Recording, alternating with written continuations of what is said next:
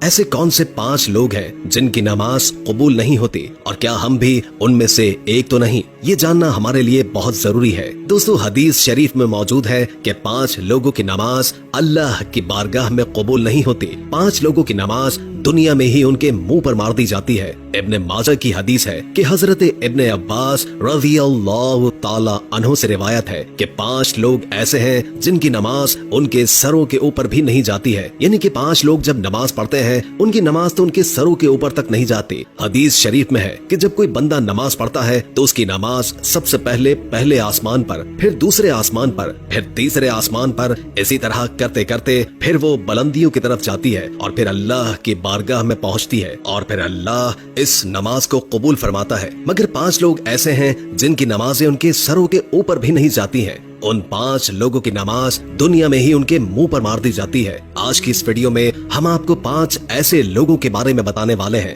جن کی نماز اللہ کی بارگاہ میں نہیں پہنچتی، یعنی کہ جن کی نماز اللہ قبول نہیں فرماتا ہے۔ اس لیے آج کی یہ ویڈیو آپ سبھی کے لیے بہت ہی خاص ہونے والی ہے، اس کو آخر تک لازماً دیکھیے گا۔ تو چلیے دوستو شروع کرتے ہیں۔ اللہ تعالیٰ ان 5 لوگوں کی پڑھی گئی نمازوں کو قبول نہیں فرماتا ہے۔ یاد رکھیں کہ جن کی نماز اللہ کی بارگاہ میں قبول نہیں ہوگی تو پھر ان کا کوئی بھی عمل اللہ کی بارگاہ میں قبول نہیں ہوگا۔ مزید بات کرنے سے پہلے ہمارے اس چینل کو سبسکرائب کیجئے اور محفل دعا کا حصہ بننے کے لیے کامنٹ میں اپنا نام تحریر کریں۔ نمبر 1، شرابی انسان کی نماز۔ دوستو سب سے پہلا انسان ہے شرابی، یعنی کہ جو شخص شراب پیتا ہے اور شراب کا کاروبار کرتا ہے، ایسے شخص کی نماز بھی اللہ کی بارگاہ میں قبول نہیں ہوتی ہے۔ ایسے شخص کی نماز کو اس دنیا میں ہی اس کے منہ پر مار دیا جاتا ہے۔ یاد رکھیں کہ جب تک کوئی شرابی انسان اللہ سے سچے دل سے توبہ نہیں کر لیتا ہے، جب تک وہ شراب پینا نہیں چھوڑ دیتا، تب تک اس کی نماز اس کے سر کے اوپر سے نہیں جاتی ہے، یعنی کہ تب تک ایسے انسان کی نماز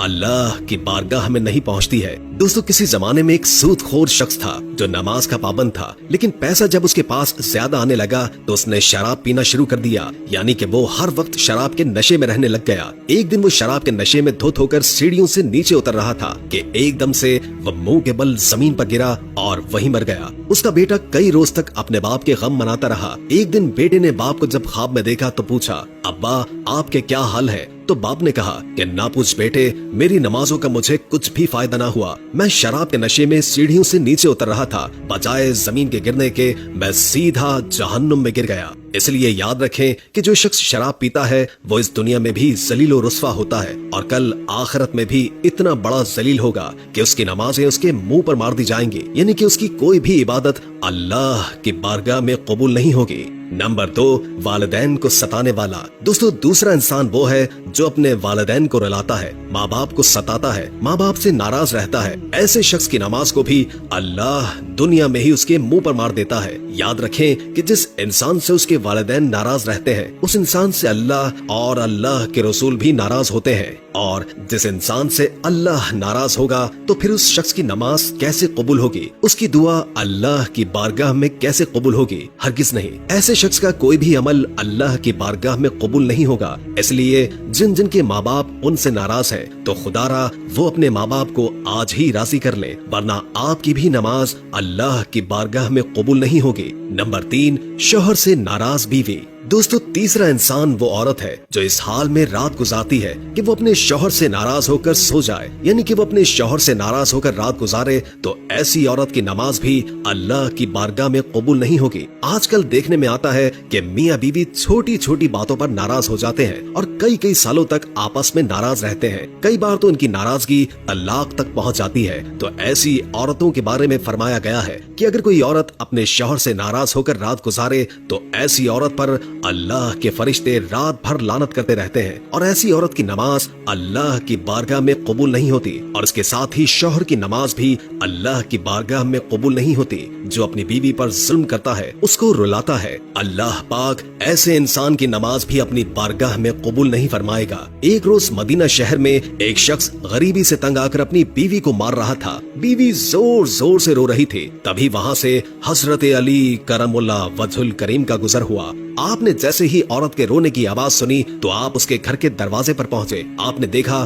کہ ایک شخص اپنی بیوی کو مار رہا ہے۔ حضرت علی نے پوچھا، اے شخص یہ تو کیا کر رہا ہے؟ تو وہ شخص کہنے لگا، یا حضرت علی जब से ये बदबख्त मेरे घर में आई है तब से मेरे घर से अमीरी का जनाजा निकल चुका है, गुर्बत उरूज पर आई है, तब से मैं गरीब हो गया हूँ। तो ये सुनकर हजरत अली करमुल्लाह वजहुल करीम ने फरमाया, ऐ शख्स याद रखना, इंसान के खुद ऐसे कई गुनाह होते हैं जो अल्लाह को बहुत नापसंद होते हैं। उन्हीं की वजह से फिर अल्लाह ऐसे शख्स के घर में गुर्बत भेज देता है। इन्हीं में से एक काम बीवी पर जुल्म करना है, यानी कि बीवी को मारना पीटना। ऐ शख्स जो अपनी बीवी पर जुल्म करता है उसके घर से बरकत इस तरह खत्म हो जाती है जिस तरह आग लकड़ी को खा जाती है। और याद रखना कि ऐसे शख्स का कोई भी अमल अल्लाह की बारगाह में कबूल नहीं होता है जो अपनी बीवी को रुलाता है। नंबर 4, दिखावे की नमाज। दोस्तों, चौथा शख्स वो है जो सिर्फ दिखावे की नमाज पढ़ता है, यानी कि ऐसा इंसान जो अल्लाह की रजा के लिए नमाज नहीं पढ़ता है, सिर्फ दिखावे के लिए नमाज पढ़ता है। तो ऐसे शख्स की नमाज भी